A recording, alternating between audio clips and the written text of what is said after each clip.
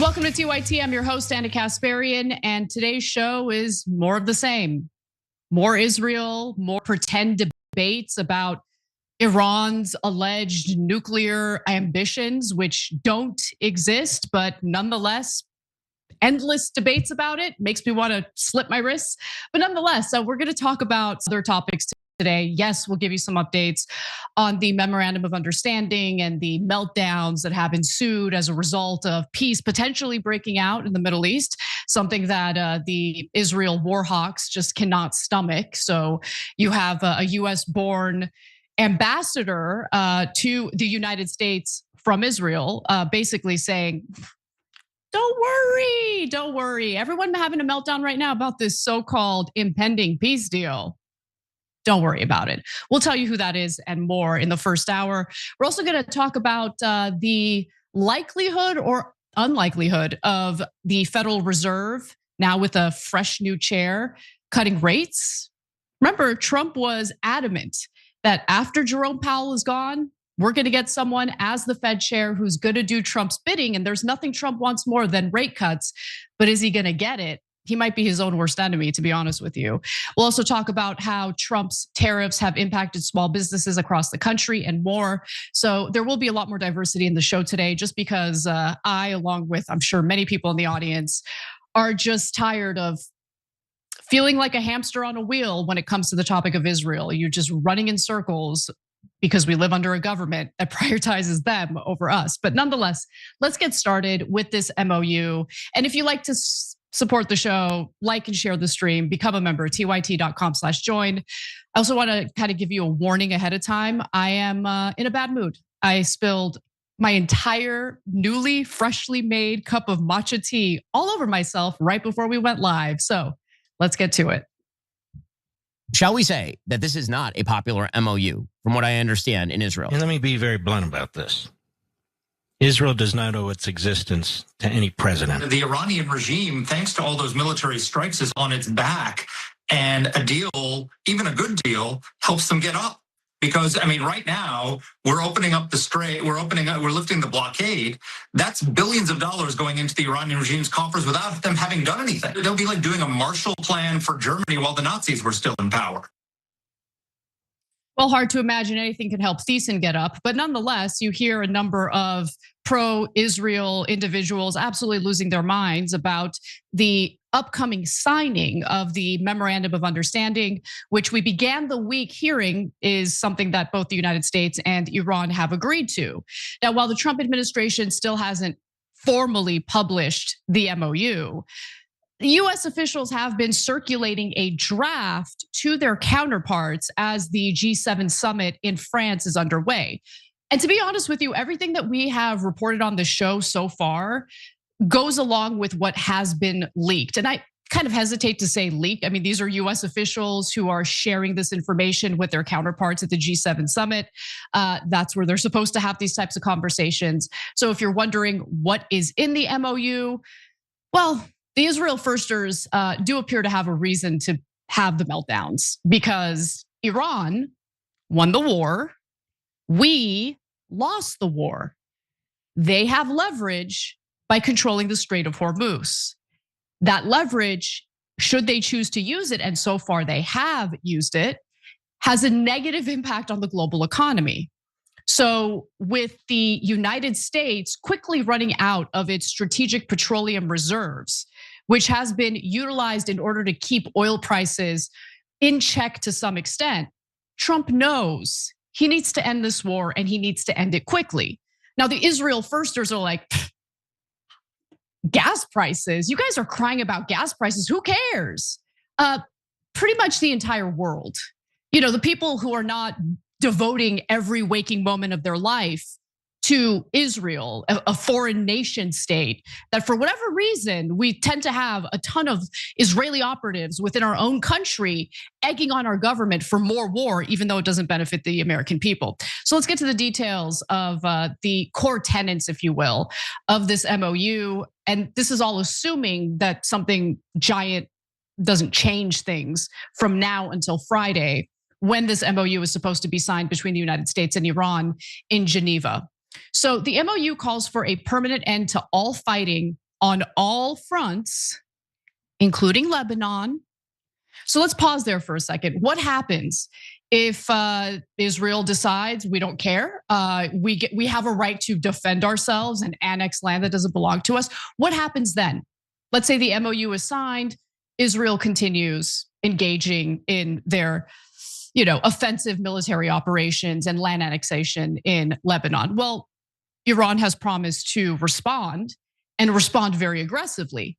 The real question is, will the United States come in and intervene on behalf of Israel, essentially protect Israel, even though Israel went out of its way to try to destroy a possible peace agreement? Because remember, the MOU is only meant to kind of provide a 60-day window in which the two parties, the United States and Iran, will be able to negotiate for a lasting peace deal. Israel's not going to want that. So I have no doubt that Israel will continue striking Lebanon.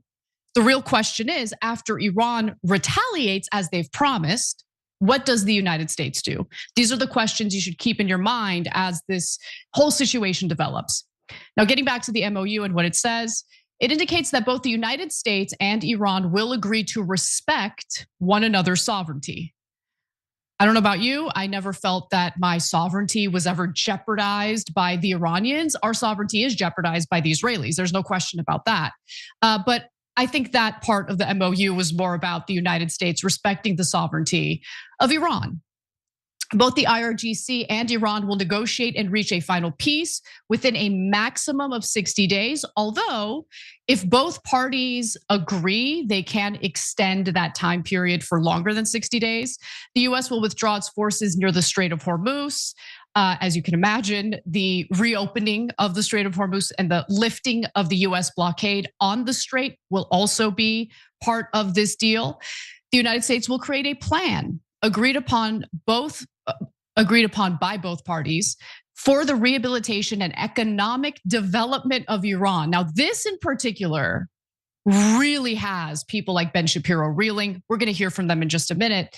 But as it's been repeated over and over again, it bears repeating once more that the $300 billion that would be allocated to Iran in order to rebuild, essentially reparations for all the war damages, it would not come from the United States, it would come from the Gulf countries. And I would imagine the Gulf countries would have to agree to that as well.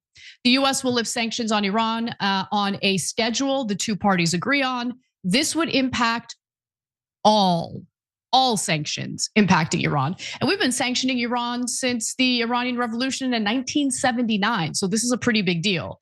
Honestly, it sounds a little too good to be true, and that worries me a little bit, but I'll continue. Iran agrees, in fact, reiterates that they will never produce a nuclear weapon. There's never been an indication that they were attempting to build a nuclear weapon. They enriched their uranium up to 60% after Trump pulled out of the JCPOA, but they did that in their minds as leverage during the peace negotiations that were previously taking place. Instead, the Israelis effectively used the fact that they enriched uranium up to 60% as justification to wage war against Iran. And there's more. So the United States undertakes that in light of the progress of negotiations towards a final agreement, a final peace deal, frozen or restricted assets and funds of the IRGC will be released and made fully available. Now, again, you might be asking yourselves, seems like Iran is getting a lot out of this potential peace deal. And the answer to that is yes, that's correct. And that's because Iran won the war. It's undeniable. I know that here in America, as an American, I mean, I would love to be able to sit here and say, we won the war. But no, we were humiliated. They beat us. The war was a stupid idea. And previous administrations, regardless of how much they love Israel, regardless of how devoted they are to Tel Aviv, did not enter a war against Iran because they knew exactly what would happen. Trump, unfortunately, is the only US president who was bamboozled, if you will, by Netanyahu and Mossad and agreed to enter a war that has only hurt the American people, hurt our standing on the global stage. And the real conversation, the real debate that needs to be had in this country, this is where we need to move to. And I wanna aggressively push to this place where the thing we debate is whether or not it makes sense to have any friendly relationships with Israel. I'm not even talking about alliance. I don't think we should have an alliance at all. I'm not saying we have to go to war with them. I want nothing to do with them. They're not our friends. And I think that we have done a good job proving on this show over and over again why they are not our friends. They see our soldiers as cannon fodder. They see our taxpayers as their personal ATM machine so they can pay for the military weaponry they use to commit atrocities and land grabs. They are not our friends. And while you have people like John Podhoretz whining and crying about how, this war can't be won unless we put American boots on the ground. Those Israel firsters would never dare suggest IDF soldiers invade Iran, put their boots on the ground and fight that war. Just really reinforces the notion that they do not see Americans as human beings equal to Israeli civilians. They don't. They just don't. So with that in mind, it's worth hearing some of the more recent commentary, some of the concerns, if you will, from various Israel firsters. And I want to be clear about something very important here. We've been focusing on right-wing Israel supporters as if there are no media figures on the left for whatever passes as the left here in the United States. I'm talking about Dem establishment types, right? No, they absolutely wanted to go to the war against Iran. And in fact, now that there's word of a possible peace deal, you gotta take a listen to what's going on over at MSNBC. Let's start with the first video. Again, this is not Fox News. This is MSNBC, or MS Now, apologies. Let's take a look. The Iranians got what they wanted, the Americans didn't, and that's where we're going from here. And then, Hagar, what does that mean for the Lebanese? Yeah, it's a disaster, actually, in so many ways. So Tom mentioned here that the Israelis are now being held back. And it sounds, a lot of people, it sounds like a ceasefire would be a good thing, right? Normally that sounds like something you'd want in Lebanon or anywhere. But the fact is that if we focus on Lebanon specifically, it's not there's no deal. Everybody was told to stop shooting, to put their arms down. We've now told one of our most important allies in the world that we don't want them defending themselves. Did you just hear what that woman said? Did you just hear her? She just said that the peace deal would be terrible for Lebanon. Really, Lebanon meaning Israel's neighbor that's been absorbing Israeli aggression, bombings, the leveling of entire villages.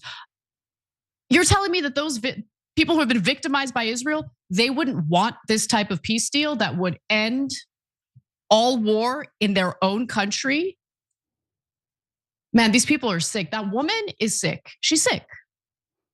As she sits in a cushy studio, she's literally advocating for more war, which not only impacts people in Iran, but has been terrorizing civilians, certainly in southern Lebanon, but also in Beirut.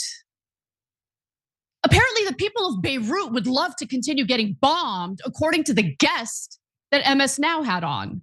These people are pathetic. They disgust me. But anyway, then you have Ben Shapiro, who not only loathes the MOU, unsurprising, he can't stomach an impending photo shoot, apparently, during the actual signing of the MOU, which is supposed to take place Friday of this week. Take a listen. I'm noticing that Mohammed Khalibaf, who will apparently on Friday be literally in a photo op with the vice president of the United States. I cannot express to you how stomach turning that is. I don't care who the vice president is. I don't care who the president is.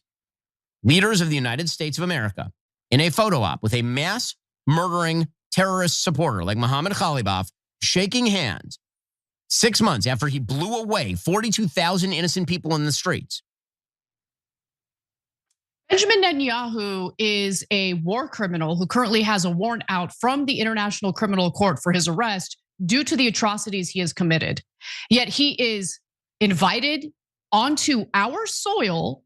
He has made several visits to the Trump White House to egg our government on for wars, for more military aid. I mean, this guy, hey, Ben, the people you support are the terrorists. They're the terrorists. The Speaker of the Iranian parliament, regardless of how much you loathe him, what you represent, what you support is terrorism.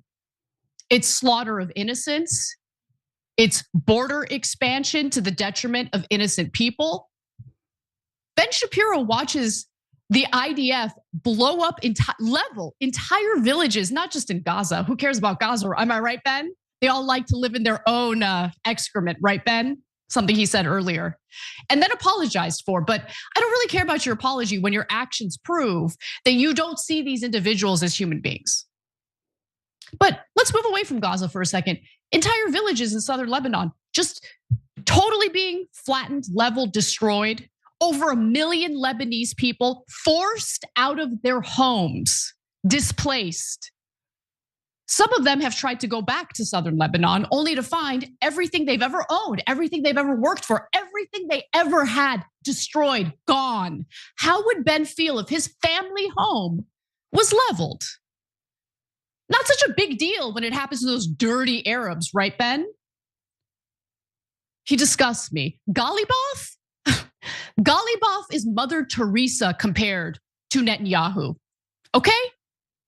But let's get back to another point that Ben made there that really gets under my skin, because it's propaganda that members of our media, without even finding a shred of evidence, just mindlessly regurgitate as if it's true. Because if you could remember, after the January protests that took place in Iran, we were to believe that 30,000 Iranian protesters were brutally slaughtered by the IRGC. Then the number went up to 35,000. Then they're like, oh, but people don't seem to be heated about this enough. Let's say 40,000. Now it's 42,000. You guys need to pick a number. I mean, all of it is fake. It's all made up. But simply increasing the number of people who the IRGC allegedly slaughtered isn't going to make your argument more convincing. In fact, there were people who were killed during those protests. No one knows the exact number. And I would like to see a credible source provide evidence, including names of the individuals who have been killed by the IRGC. Showing me pictures of people in body bags is not evidence that 30 or 35,000 or 45,000, whatever number they're pulling out of their ass, that it's not going to convince me of that. I want to see actual data. I want to see actual credible evidence. But if you are concerned about the Iranian protesters who were killed, I think you should blame a very specific group of people, Mossad. Why do I say that? Well, it's not just according to me. It's according to, publications like the New York Times, very Israel-friendly publication, if you will. And I don't know if you guys have read this piece. Israel thought it could spur rebellion inside Iran. That hasn't happened. President Trump's hopes that an Israeli plan to ignite, let me read that again, Israeli plan to ignite an internal uprising against Iran's theocratic government could bring the war to a swift end. Okay. Important words there. Israel's plan to ignite an internal uprising. Let's read some excerpts from the piece, shall we? David Barnea, the Mossad chief, terrorist, said his service would likely be able to galvanize the Iranian opposition, igniting riots and other acts of rebellion that could even lead to the collapse of the Iranian government. Didn't work out that way, did it? It did get a lot of people killed, though. There's more. The belief that Israel and the United States could help instigate widespread revolt was a foundational flaw in the preparations for a war that has spread across the Middle East. In other words, Mossad got those protesters killed, but I'm not done yet. One element included supporting an invasion by Iranian Kurdish militia groups based in northern Iraq. So let's pause right there. So they were going to have armed Kurdish fighters in a completely different country invade Iran and provide the appearance of Iranian opposition that's seeking to topple the regime. Do you see how this game is played and why I get so irritated, agitated when people repeat numbers that have never even been verified and don't even bother to understand what actually happened on the ground during those protests? But there's more. So let me go back to graphic 4. One element included supporting an invasion by Iranian Kurdish militia groups based in northern Iraq. American officials have said that both the CIA and Mossad have given arms and other support to Kurdish forces in recent years. So they've been cooking this up for a while, cooking up a totally incompetent strategy that led to, again, some number of Iranians getting killed. Behind the scenes, Netanyahu has expressed frustration that Mossad's promises to foment revolt in Iran have not materialized. In one security meeting days after the war began, the prime minister vented that Trump might decide to end the war any day and that Mossad's operations had yet to bear fruit. Sorry, your fake rebellion didn't work out for you, but it did get people killed. In fact, if you still don't believe me, if you think I'm just an unhinged lunatic despite all the receipts I show you, don't worry, I've got more. So both US politicians and Israeli media confirmed that there were Mossad operatives, not just working on this little plot, they were on the ground in Iran to basically agitate, to be provocateurs in order to, create this riotous situation. Now, one of the people who confirmed this actually is a US politician, Mike Pompeo. Let's go to this Jerusalem Post screenshot that gives you a sense of what I'm talking about. They quote one of Pompeo's posts on X. Happy New Year to Iranians and Mossad agents beside them, Mike Pompeo says in social media post. The Iranian regime is in trouble, the former US Secretary of State said, citing ongoing anti-regime protests that are occurring across Iran.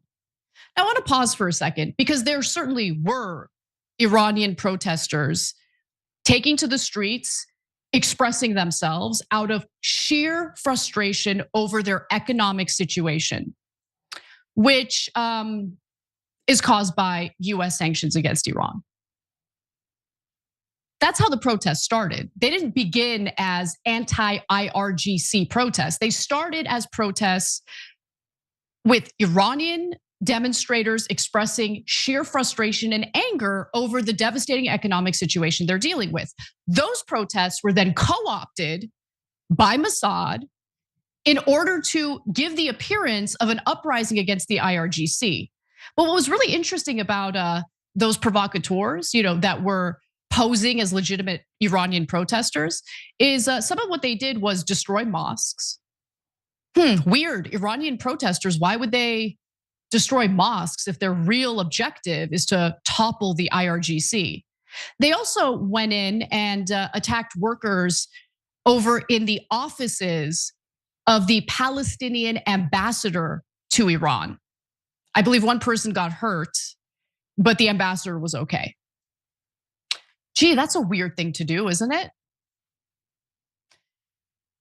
Anyway, in a separate Jerusalem Post article, they write that the Mossad used its Twitter account in Farsi to encourage Iranians to protest against the Iranian regime, telling them it will join them during the demonstration. So Mossad is like, yo, take to the streets. We're gonna be right there with you. It's amazing how brazen they are with what they do. And then you have Ben Shapiro sitting there, okay, pretending to be so concerned about the Iranian people, so concerned, in fact, that he'd like to drop more bombs on their heads. Maybe more children's elementary schools will get destroyed. Maybe we can get another couple hundred little schoolgirls killed. Disgusting. Now, in yet a separate Jerusalem Post article, they write that Mossad has publicly admitted on Twitter to assisting Iranian protesters in the field. Okay, you guys get the point. But if I hear another person try to challenge me with this fake nonsense of, oh, but what about the IRGC? They killed 40,000, no, 45,000, no, 50, they killed 1 million protesters. Like, for the love of God, just kick rocks. Don't come at me with that. Let's get back to more kvetching, shall we?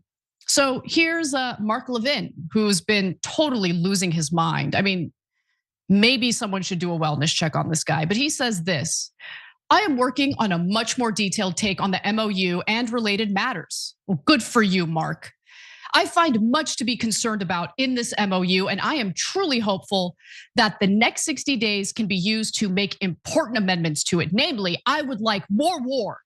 He didn't say that last part, but I'll continue. That's what he actually wants, though. I trust the administration is open to making some very important changes and not dug in as this negotiation continues. Since Israel is the only country, he writes, that actually fights this enemy with its soldiers and airmen. Let's pause. What? Say that again? Since Israel is the only country that actually fights this enemy with its soldiers and airmen, this guy is an enemy of the state. We had our military involved in fighting Iran for 3 months straight. It has done nothing positive for us. And this hog, this pathetic excuse of a human, has the audacity to say, like, oh, well, the IDF soldiers are the real brave ones who are fighting Iran. What about that 12-day war? What happened to Operation Midnight Hammer, bitch?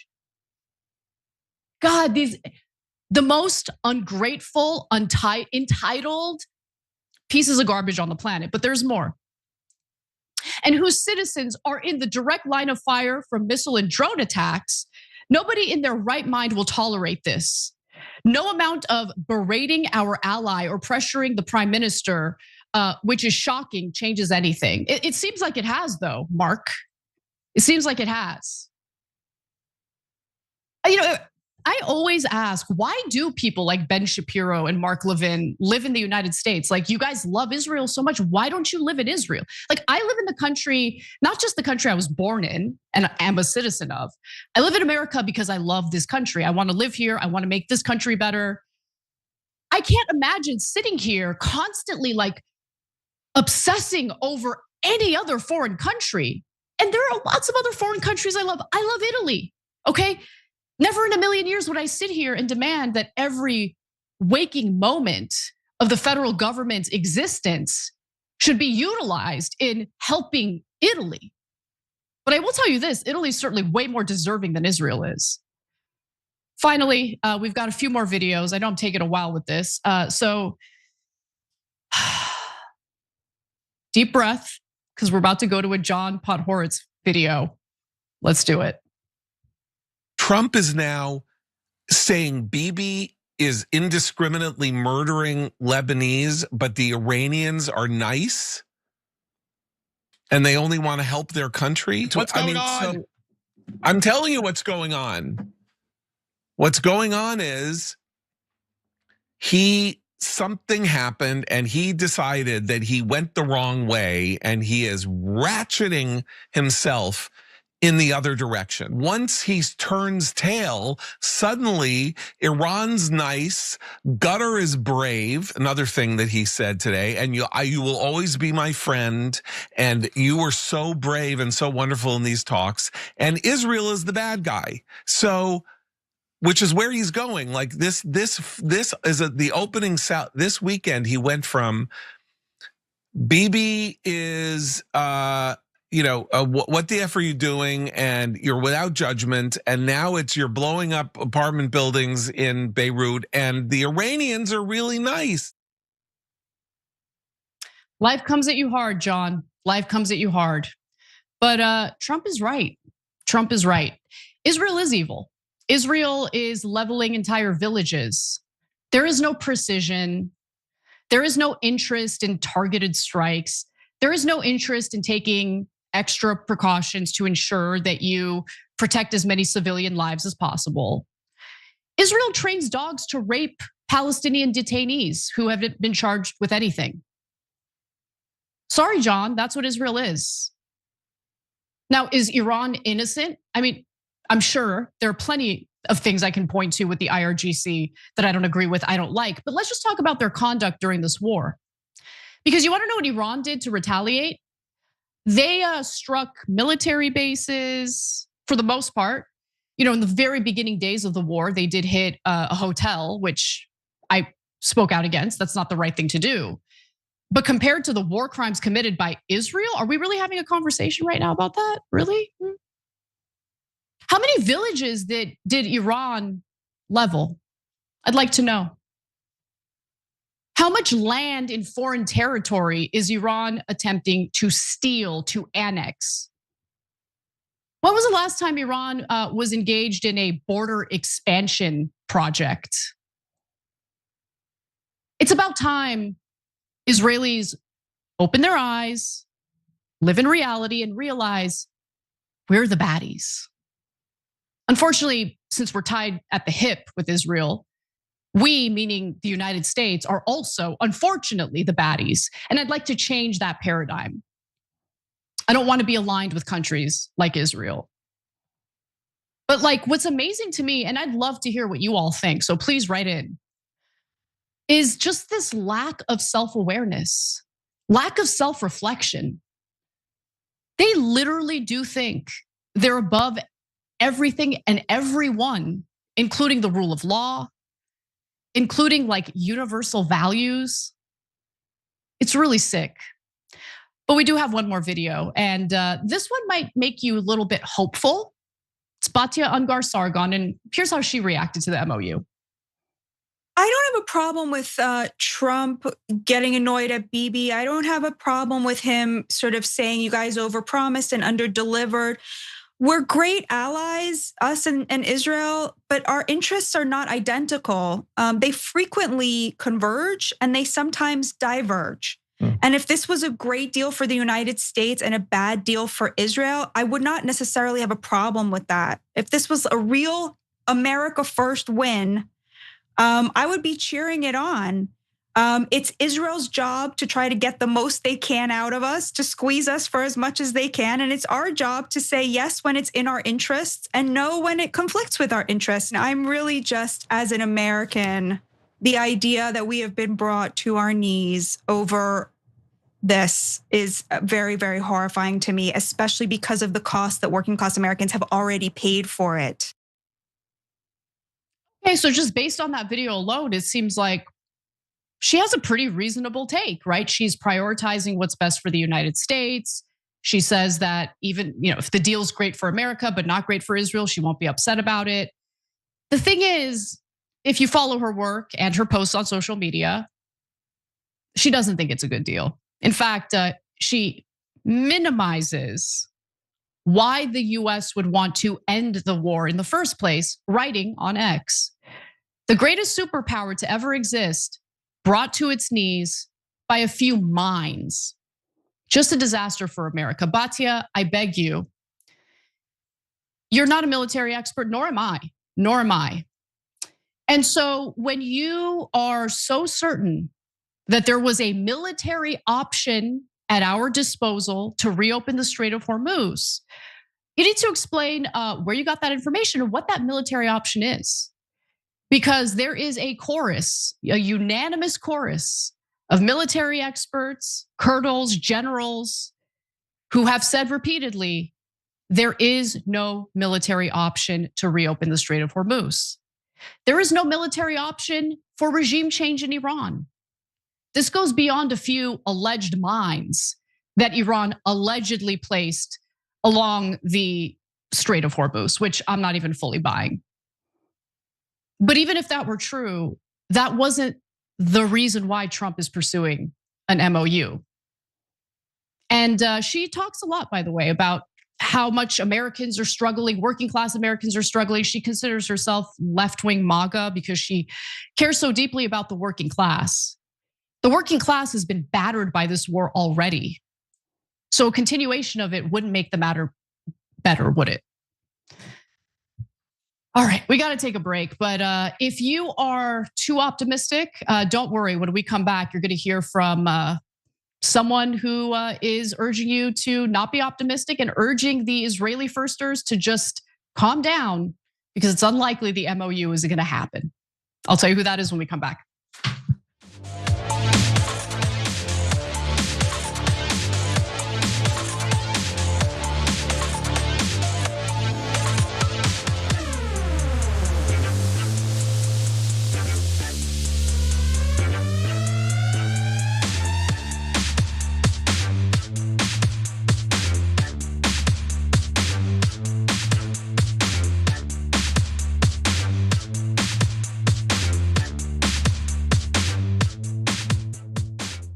What's up, everyone? Welcome to our first social break of the day. Let's go to our TYT.com members, starting with Anonymous. Thank you for purchasing a TYT membership. We will have a members only bonus episode tonight, which I'm really looking forward to. Definitely stick around for that. Wedge writes in and says, matcha tea, Anna, I must say you wear it well. I used to hate matcha tea, and then I don't know, something happened and now I love it and I can't get enough of it. I have it every day. I don't like spilling it literally all over myself and my room right before I go live. So I'm sitting in a puddle of matcha latte right now. Okay, like it's a disaster. Let's go to Asimov Prophet, who says, I love how the whole world has been trying for peace in the Middle East my entire life. Now Israel has shown the hand, and we see Israel is the reason we've never had peace in the Middle East.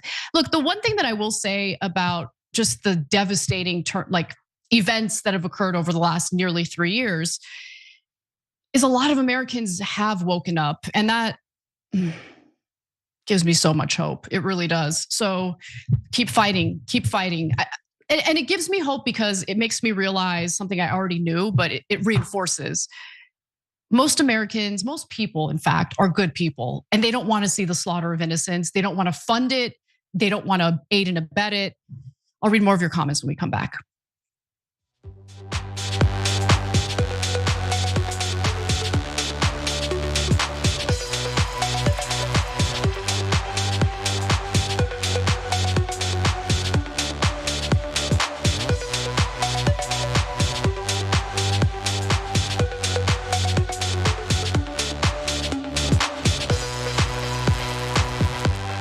Welcome back to the show, everyone. Mo, Larry Cheese in our members section is the absolute sweetest, but you don't need to do this. Anna, if I knew where you were, I'd DoorDash a tea over to you, but tonight is beer night. Tonight is beer night. So not only are you a sweetheart, thank you, but you reminded me of Wednesday night, which is beer night in the Kasparian/Lopez household. Very exciting. All right, and I wanted to let you know about one of our wonderful sponsors, Noble Mobile, which is now offering 3 months for free, gratis, okay, free. So if you don't know about Noble Mobile, which we've been telling you about for a while, you can go to tyt.com/switch to learn more. But as one of their promotional offers, they are offering the first month, 3 months for free, no tricks, no catch, the whole summer totally free. And that's money that you can spend on doing other things that you actually enjoy. And what I particularly love about Noble Mobile is it utilizes the T-Mobile service. And I can attest to how good that service is. So you don't have to worry about this being some sort of weird cellular company that isn't going to have great reception or great service. They do have great service. So just head on over to tyt.com/switch. Save yourself some money. Why pay a phone bill for 3 months when you can get that service for free? All right. Before we go to our next break, I have to share this story with you, which gives you a sense of, there are two groups. When it comes to the pro-Israel crowd, there are the people who are having meltdowns right now. We've shown you plenty of that. But cooler heads tend to prevail because they know what tends to happen when Israel doesn't get its way. So we turn to our next story involving Ron Dermer. US-born Ron Dermer, who served as the former Israeli ambassador to the United States. You heard that right. Even though he was born in the US, he's the Israeli ambassador to the United States. Got it. Well, he just told a crowd of New Yorkers that he believes peace with Iran will fall through. Is he upset about that? Of course not. He's hoping for it. But he's basically putting this message out to ease the nerves of the Israel firsters who have been panicking ever since the announcement of the MOU was made earlier this week. So I'll give you his remarks in just a moment. But first, I think it's important to understand who this guy is if you're not familiar with him already. So he served as ambassador to the United States from 2013 through 2021, meaning he served both under the Obama administration and the Trump administration. Now, he convicted traitor Jonathan Pollard loves this guy. In fact, he has stated that Dermer helped free him from American prisons after he was convicted of selling American secrets to the Israelis. It is amazing how many traitors we have, like openly moving about the cabin, okay, unchallenged. Dermer himself has said that his proudest moment as ambassador was Netanyahu's speech to Congress. This is back in 2015, when he was excoriating former President Obama for accomplishing the JCPOA. Now, what was the JCPOA? It was the agreement, the deal with Iran that ensured that Iran would not be able to enrich enough uranium to build nuclear weapons. And it didn't just involve the United States and Iran, other foreign countries were involved. And the IAEA was regularly entering the country of Iran to ensure that they were following through with the JCPOA. Fast forward to 2018, Trump does Netanyahu's wishes of ripping up that deal, thus paving the way for the devastating war that we've just experienced and are still experiencing. It's not over quite yet. Now, it is rumored that Dermer wrote Netanyahu's speech. Think about how disgusting that is, by the way. Obama was the sitting US president. The prime minister of a foreign country comes onto our soil and totally trashes our president before Congress because he accomplished a deal that would ensure Iran doesn't develop nuclear weapons. These people are just, I can't even use the words that I want to use, so I'll just move forward. So he is casting doubt now on the MOU actually coming to fruition. Okay, so Dermer casts even larger shadows over the Israeli politics, especially as Benjamin Netanyahu's right-hand man. So he helped Netanyahu get elected as prime minister back in 2008. He also was appointed by Netanyahu as his senior advisor. Since 2022, though, Dermer has served in a number of roles for the Netanyahu administration. For instance, he has led the Ministry of Strategic Affairs. He's acted as a member of the Israeli war cabinet during the ongoing genocide in Gaza, of course. And he led negotiations for the release of Israeli hostages in Gaza. Now, most recently, though, Netanyahu put Dermer in charge of dealing with Lebanon's government while Israel just obliterates their country. So it gives you a sense of the bloodlust someone like Dermer has. Okay, he oversees genocide and slaughter in Gaza, oversees ethnic cleansing and destruction in Lebanon. Homeboy can't get enough. But you want to know something? He's cool as a cucumber. Cool as a cucumber. Why? Everyone else is freaking out about the MOU. Why is he so cool? So regarding the peace deal, here's what Dermer stated. Count me among the skeptics who doubt they will succeed in making a nuclear deal because I don't see Iran making those concessions. They just did, bitch. In fact, they did it over and over and over again before the war even started. Let's continue. They did not make the concessions under pressure, and I don't think they will make them under less pressure. I mean, just lies. But when it comes to Zionists, it's second nature. It's like breathing for them. As for, there's more. Dermer said a good agreement would be one that removed all enriched uranium from Iran, dismantled the enrichment facilities, and eliminated the enrichment program for a generation. Okay, that's great that you want that. So why don't you get the people in the country you're currently living in, the country you actually love and have devotion for? Why don't you get them to do it? Since it's their objective, it's their desire, it's what they want to happen. The US is not responsible for Israel. We don't owe Dermer or any Israeli a damn thing.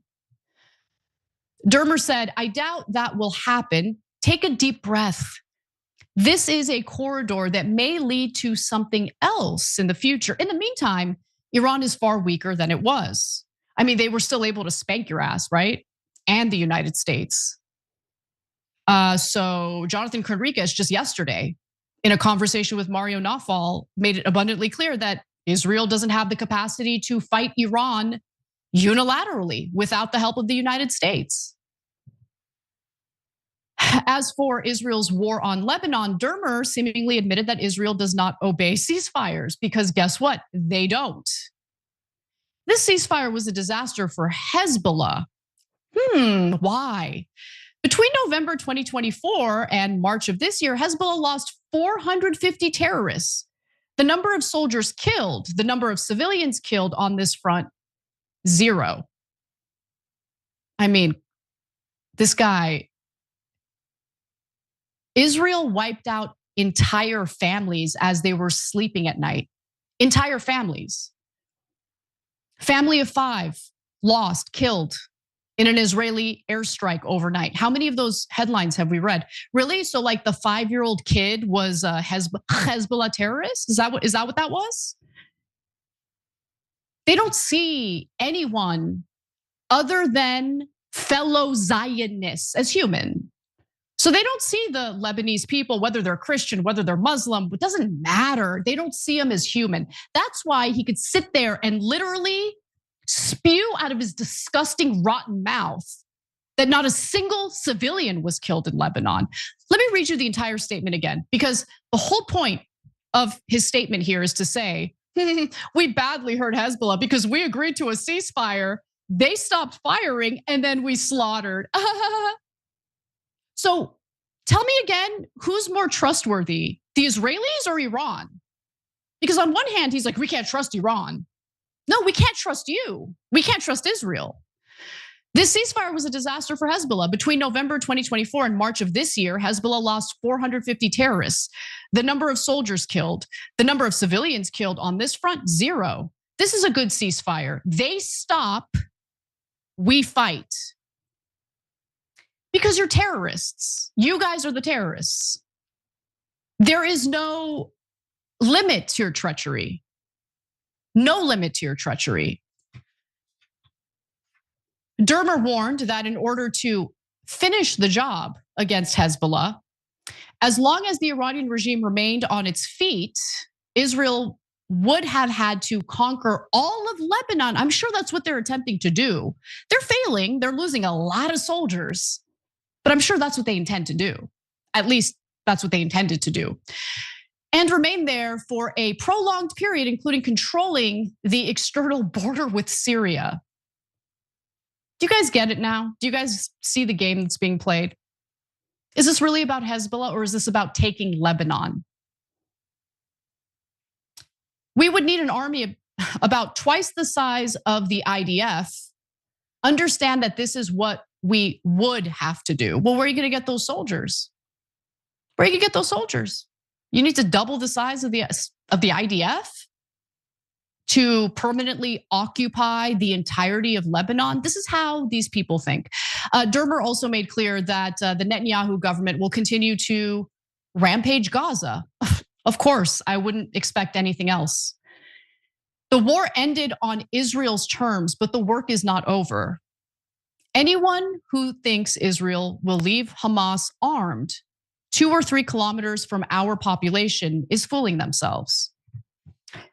Israel accomplishes, or I should say, excels in one thing, and it is the multiplication, the repopulation of terrorists and terrorism. That's what they do. They create terrorists. They love it. In fact, sometimes they'll even arm terrorists when they see it as useful for their own objectives. Remember when they were arming ISIS-linked terrorists in Gaza to further terrorize the Palestinian people there? Remember that? That was just last year. That was just last year. They actually love terrorists because they are terrorists. And Dermer proves it every day with his statements, with his actions, and what he favors in regard to conduct during wars. And while he was born in the United States, I sure am glad that he got the hell up out of here. We got to take a break. We'll be right back.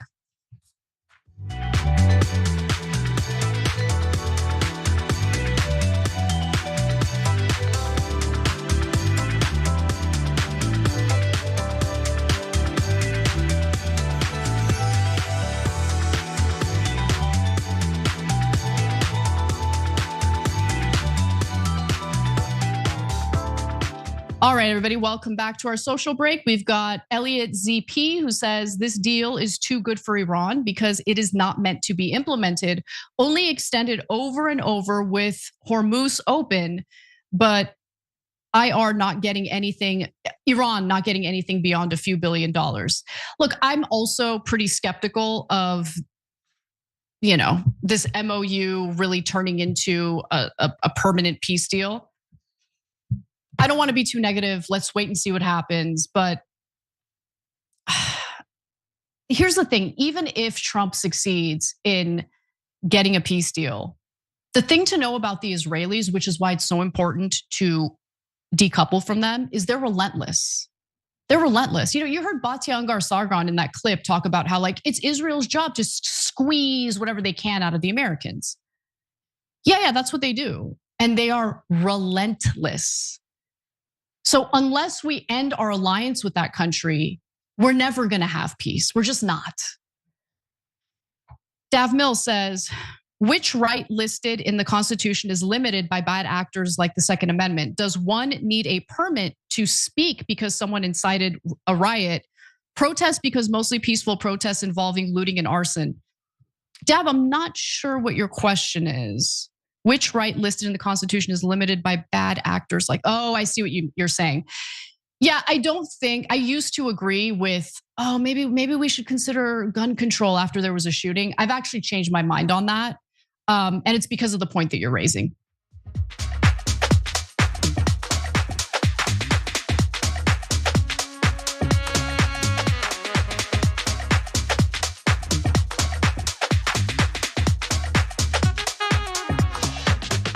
All right, everybody, welcome back. And special thanks to all of our members who are writing in and our super chatters, including James Kelly, who says, I never thought it would be Trump to start the break from our special ally. If by some miracle this peace deal goes through, I will never second guess Cenk again. Love TYT, keep up telling the truth. I don't know, why does Cenk get the plaudits here? I mean, look, honestly, and by the way, I love Cenk, but I will be so shocked if Trump actually follows through and pushes for a real peace deal. I think the real test is gonna come when Israel inevitably continues slaughtering people in Lebanon, Iran reacts or responds. What's the United States gonna do? Is Trump going to intervene on behalf of Israel? And if he does, then none of this matters. This is all kabuki theater. We've got a comment in our X audience. This is Blue, who says, I vote for Cenk for Federal Reserve Chairman and I vote for Anna for President 2028. I'm not looking to be president. I would love to be a press secretary at some point. Press secretary seems really fun. Anyway, all right, let's talk a little more about Lebanon. And then when we come back for the second hour, I promise you we are gonna switch gears entirely. There's a lot of other news that I wanna get to, including, members of Congress looking to check Hexit, which I never thought would come. That's a really big story. Anyway, let's talk about Lebanon. I think they could do better with respect to Hezbollah. I'm not saying they shouldn't protect themselves. I'm saying when two drones are shot into the desert and drop harmlessly, you don't have to knock down buildings in Beirut. They could behave better. And frankly, they could do a better job. You just heard it again, folks. President Donald Trump continues to take some pretty significant jabs at Israel over its conduct in Lebanon. And you should also keep in mind that he's doing this on the international stage as he's making these comments at the G7 summit in France. I welcome it. I love it. I especially love the backlash that he receives from the likes of Mark Levin after he dares to tell the truth about how Israel conducts wars. Now, with that in mind, as we all know, any possible peace deal between the United States and Iran would absolutely require an end to Israel's war on Lebanon, a permanent end to that war. But since the announcement of this MOU, well, as we know, Israel has continued terrorizing the Lebanese people, and they're saying that they're doing this to defeat Hezbollah. In reality, when you carpet bomb a country, like literally dropping 100 bombs on Lebanon in a 10-minute time span, as they did last month, after there was another scare that peace might break out, you get the sense that this has very little to do with Hezbollah and everything to do with destroying, leveling, flattening Lebanon, much like they did with Gaza, making it unlivable so they can take the land. By the way, how many Israelis are there? Like, why do you need all this land? The land you have isn't enough for you? It's okay, all right. Well, if you want perpetual war and if you want to create extremism and terrorism, then have at it. The real question is, why does the United States need to be part of any of that? Now, Trey Yinks has more on what the Israelis have been up to over in Lebanon. Take a look.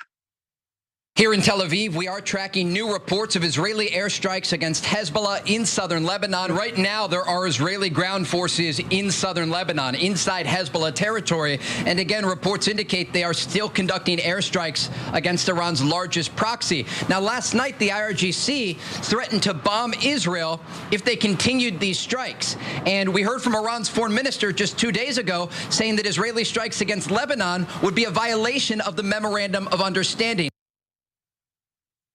Well, Trey is correct. In fact, at least 4 people were killed by Israeli drone strikes in Lebanon on Tuesday. That was just yesterday. I mean, it's so obvious that they're going to continue striking Lebanon. They're going to continue occupying Lebanon because the Israelis don't want a peace deal. So Hezbollah has responded pretty aggressively to the Israeli attacks, as they should. As they should. Israel killed 4 people after endless announcements from the Iranians indicating if you keep striking Lebanon, if you keep killing people, we're going to retaliate. So Hezbollah retaliated, and they responded rather aggressively. So drop site news reports.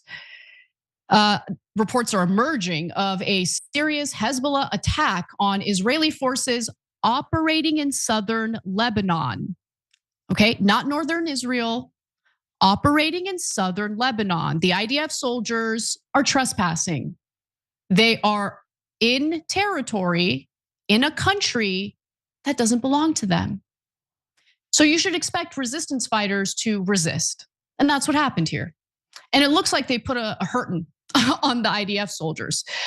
So it's in southern Lebanon with Israeli media and military watch Telegram channels describing an exceptionally serious incident involving up to 10 injured Israeli soldiers.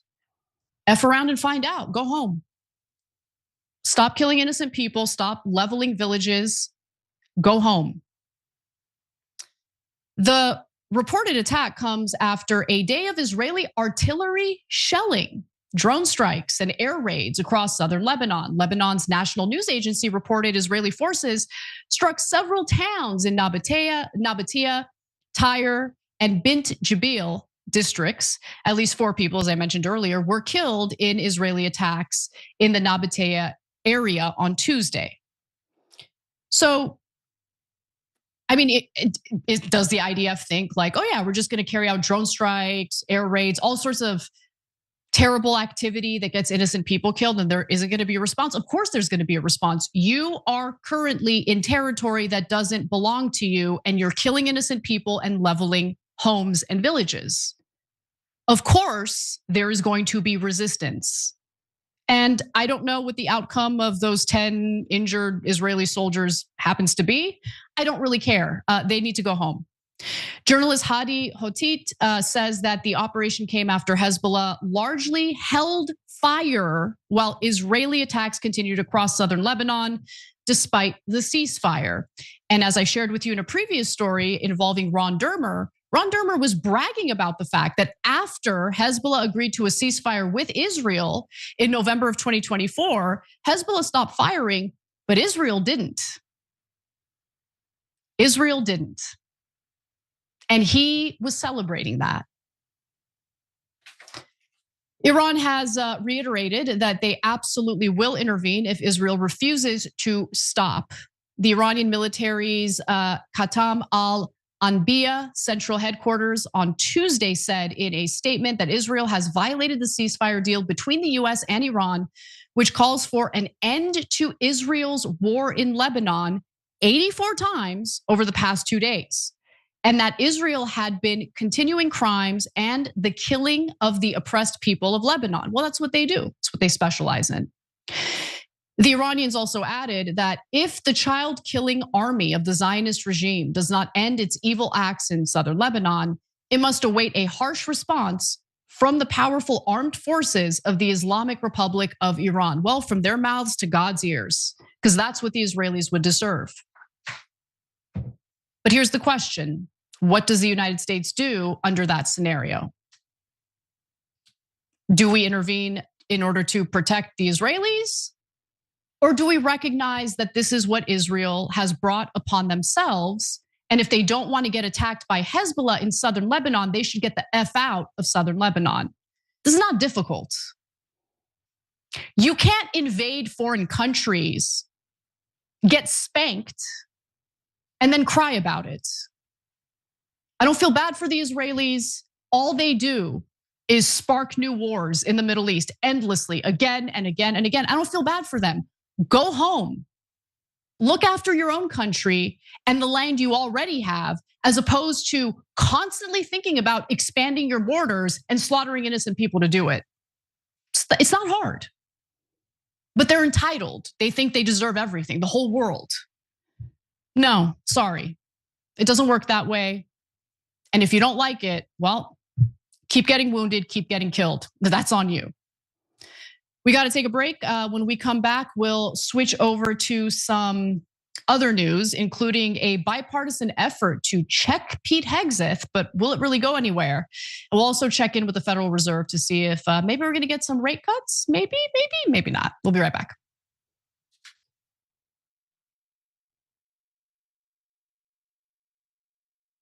Indisputable is still the fastest growing news show in America compared to CNN, Fox News, and 30 other networks. We tell the truth on Indisputable because the truth is indisputable. We go places that other news media outlets refuse to go. When there were human rights abuses happening at the Victorville prison, guards and members of the community contacted us. You, through your investigative reporting, unearthed very troubling allegations about specific forms of abuse and discrimination in the federal prison system. It really doesn't take much to be a trusted voice. All it takes is to be fearless, report on matters, be an advocate. I called it the bullpen intentionally because it's a place of preparation. We present individuals who may have an opposing view, so we debate. Sometimes we interview individuals because their stories deserve to be heard. A survivor of significant police misconduct and his attorney. We covered this story earlier and to remind you of the horror of one man being shot at damn near 100 times by the police. We take time on this show to showcase the temper tantrums of Karens in the wild. We do this not because we want to see people's emotional outbursts in public, but because these incidents are emblematic of a bigger societal issue taking place across the nation, and it has to be checked. My friend, my big homie, attorney at law, Benjamin Crump. I just want to thank you, man. An educated, articulate brothers like yourself speak truth to power. It makes a great difference in changing the landscape in America. So listen, no matter what you do, don't allow the politics of ideology to evaporate the soul that still exists inside of you. They don't stop, I don't stop. Racism won't stop, I won't stop. Systemic bias won't stop, I won't stop. People still need health care, so I won't stop. People still need criminal justice systems reform, so I won't stop. You won't stop either.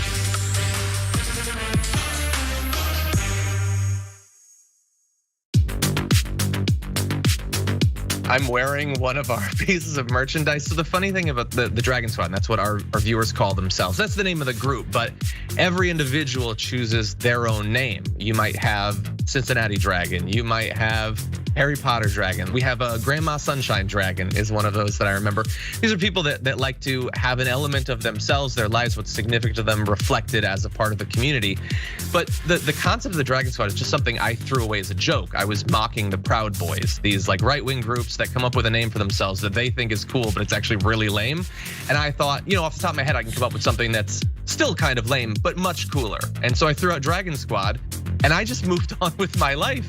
But everybody liked it, and so they kept it going, and so we've embraced it. And I think again, this was during the period of the pandemic. I think it was sort of nice to have a renewed sense of community, a feeling that you're a part of something when everything seems so chaotic.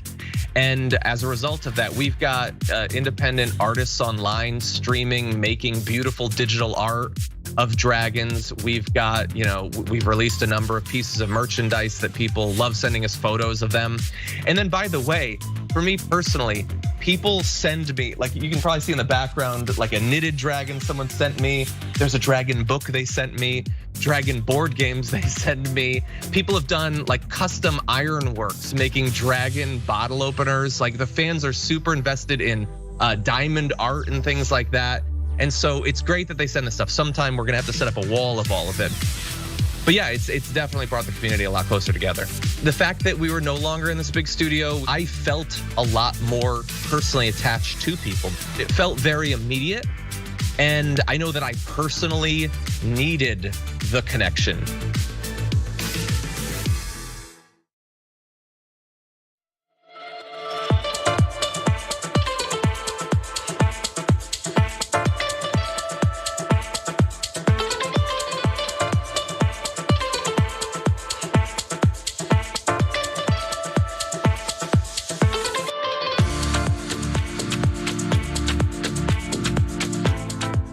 Welcome back to TYT, everyone. Before we get to our next story, I wanted to read some of your comments, get some of your takes on what we've already covered on the show so far. Let's start with No Math Dragon, who says in our Twitch community, Anna, you're home right. If your hubby loves you, he can make you another tea. I'm very particular in the way I make the tea, so it's okay. I'm not upset that the tea is no longer available for me to drink. I'm upset that I'm literally sitting in it and it's all over the room, but I'm doing the show, so I can't do anything about it. Let's go to Barely Funky, not the Manch tea. I'm reading these blind, so let's go to, here we go. Green New Dealer Dragon says, Marshall Plan for Germany while Nazis were in power is exactly like us giving billions to Nazi Israel now. I know, but you're trying to reason with unreasonable people. So let's go to our members section. How dare you tie me out, Marco? LOL, just kidding. Abby Normal says, we owe Israel nothing. I totally agree. In fact, I think they owe us quite a bit. Major Blood says, maybe our president should stop giving money to Israel since they don't need to listen to the presidents. That's exactly right. I love how they're like, oh, we are a sovereign country and we have the right to defend ourselves and protect our citizens as we see fit. Fantastic, that's great. I have no interest in bossing Israelis around, but you don't get to take our money and then tell us that we don't have a say. Okay, if we don't have a say, then we're not gonna give you any money. We're gonna stop bribing Egypt to play nice with you. Capiche? No, you don't like that? Okay, well then we get to run our mouths as much as we want. That's how it works. When I got married, I remember planning a wedding, I don't recommend it. Having a wedding, I do recommend it. But everyone wants to chirp about their demands. Everyone, I want this, I want to sit there. Are you paying for the wedding? Are you contributing to the wedding? Oh, you're not. Okay, your opinion doesn't matter. My parents helped a little bit. They were the only ones who had a say in the wedding. That's it. I think we should run the country the same way. Okay. But anyway, let's move on to other news. Because I find this a little bit fascinating. As we know, Congress loves ceding power to the executive branch, but I guess some of them are starting to realize that's a bad idea. Let's get into it. It appears as though a bipartisan group of senators are looking to revoke Secretary of Defense Pete Hegseth's travel budget over concerns about the way the military has carried out some of its operations, if you will. And I'm talking about, just deciding to bomb indiscriminately in the Caribbean Sea. You see a little fishing boat, don't ask any questions, just assume that they're drug smugglers and kill them all. That kind of stuff. Or I don't know, doing a double tap strike on an elementary school in Manab, Iran. That's another example. The Trump administration, the Pentagon under the Trump administration still refuses to apologize or take any responsibility for it. And I don't really think we have many lawmakers who have either a heart or a modicum of decency, morality, but it does look like a few are concerned, bothered, troubled by what they've seen our military carry out with the leadership of Pete Hegseth, of course. And so here's what they're trying to do. The Senate is attempting to get more information regarding the strikes on those fishing boats in the Caribbean and the attack on the all-girls elementary school in Iran. And they're leveraging the Pentagon's travel budget in exchange for that information. Now remember, Congress has the power of the purse, so they could actually make this happen. The real question is, will they? And will it get broader buy-in from the Senate as they look to pass the new National Defense Authorization Act? This would be a provision in the National Defense Authorization Act. As Politico reports, the provisions tucked into the Senate Armed Services Committee's defense policy bill would withhold a lot, 75% of the Pentagon chief's travel budget until lawmakers receive the documentation. They want information about these specific military operations. Now, last year, Trump actually signed legislation that had been passed by the Senate restricting a quarter, 25% of the Pentagon's travel budget over lingering requests made to the department. Clearly, that wasn't very effective because the senators aren't getting any answers. And interestingly enough, Republicans appear to be joining Democrats in this effort to basically curtail the Pentagon's war crimes and recklessness. So lawmakers, including some of Trump's GOP allies, have complained Pentagon leadership has kept them in the dark on major national security decisions. They've underscored that dissatisfaction as they've demanded more information about the nascent Iran peace deal Trump and his team have been trying to sell in Washington. So that excerpt from Politico's reporting makes me worry a little bit because it seems like these lawmakers weren't really willing to lay down the hammer until the MOU negotiations were happening behind closed doors and they were kind of in the dark about it.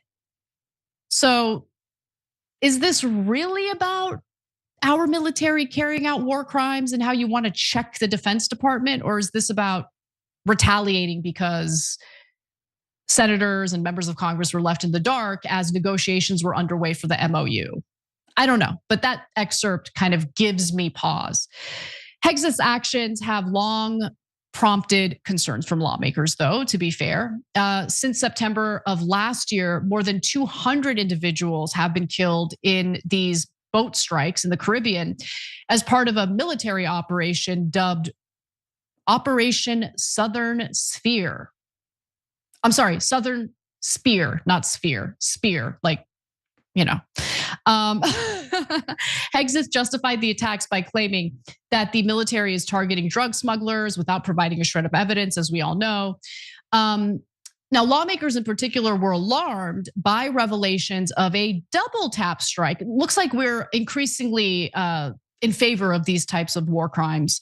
The double tap strike on the girls' school was also a problem, but nonetheless, the lawmakers are alarmed by revelations of a double tap strike in September that killed survivors of an initial attack against a suspected drug vessel in the Caribbean. Senate Armed Services Chair Roger Wicker, a Republican, oh wow, what a convenience. After he reviewed the episode, he concluded that there was no evidence the US committed a war crime with the attack. It's on tape. They struck a fishing boat, and then when they saw there was a survivor, they killed him in a double tap strike. That's a war crime. So is Roger Wicker a moron, or is he just lying about how no war crime was committed, or both? I mean, it's a member of Congress, so it's definitely likely to be both.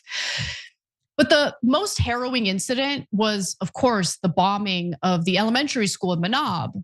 That happened last February, and 168 school children were killed. The total death toll was 175. And while the Department of Defense for months claimed that the incident is under investigation, we really haven't heard much from that investigation, have we? They haven't confirmed that it was the United States who carried out those strikes that killed all those little girls and teachers. Now, Democrats have drafted a letter to Senator Wicker, you know, the guy who said the double tap strike on the fishing boat in the Caribbean wasn't a war crime. Yeah, that guy. He chairs the Senate Armed Services Committee because we live in hell. And the Democrats drafted that letter to express concern over the bombing. And I love it when Democrats are concerned. You know, you really see the urgency in their concerns. They love to write letters when they're concerned.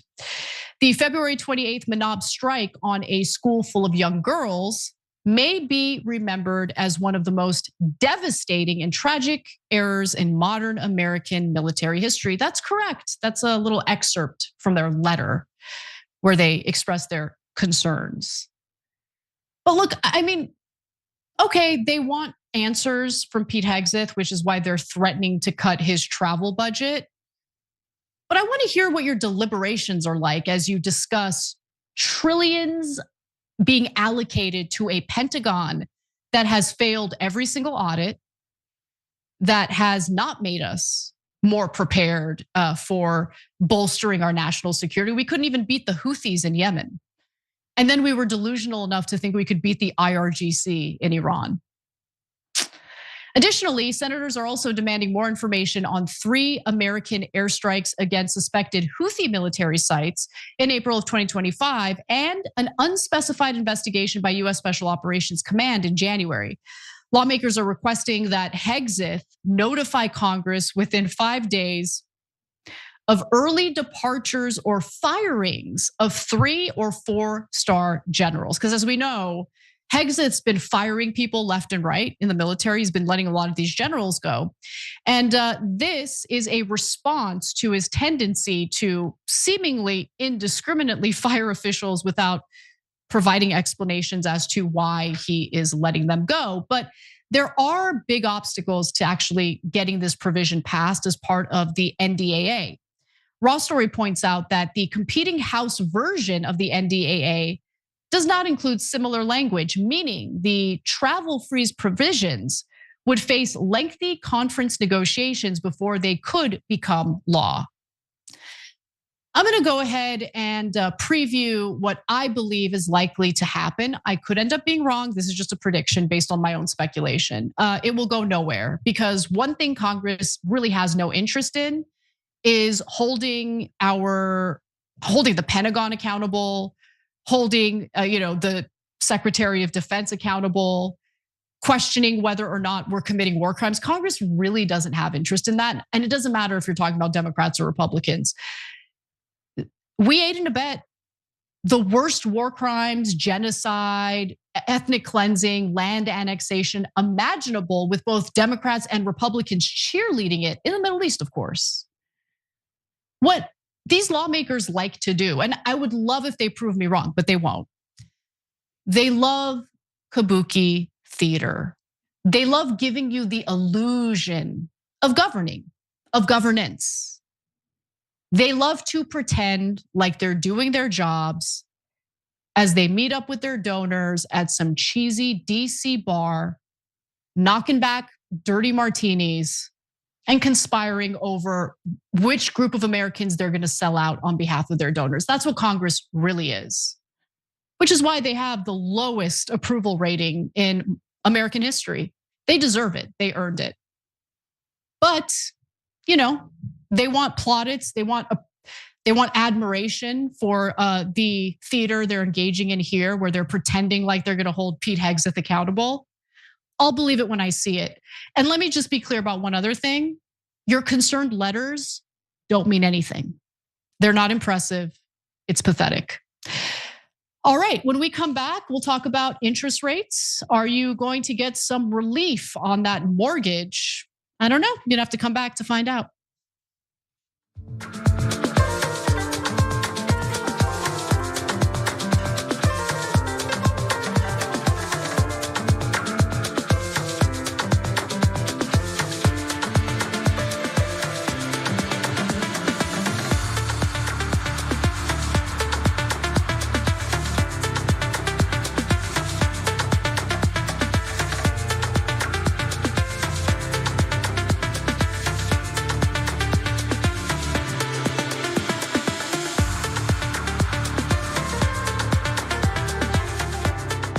Okay, I gotta read this super chat. It's so sweet. It's from Ali. I think you might be in Brazil, which, let me just tell you something about the Brazilian people. They're amazing, and samba is the hardest type of dance that I've tried to teach myself. I don't know how you guys do it. You're amazing. But anyway, Ali writes in from Brazil and says, we Brazilians are grateful for all the work the TYT team has done for the truth, especially against Israel. Anna, you are our goddess of truth. Thank you, that's too kind. And Cenk, you are our best warrior. You can always count on the Brazilian people. I would love to visit Brazil one day. Hopefully I can do that soon. And thank you for the kind words. Dav Mill says, endless war had brought down the Greek, Roman, Ottoman, British empires, dragging down the US. Same will happen to every country defying the laws of history. I mean, I was led to believe that the whole reason why you learn about history is so you don't repeat the same mistakes. But it seems like the opposite keeps happening. We learn about history and then repeat the same mistakes. It's amazing. But great point, Dav. Let's go to Berlitz. Thank you for the super chat. There's no comment, but I appreciate it. 37 and thriving Pakistani American. I will read your comment when we get back from the break because I'm out of time.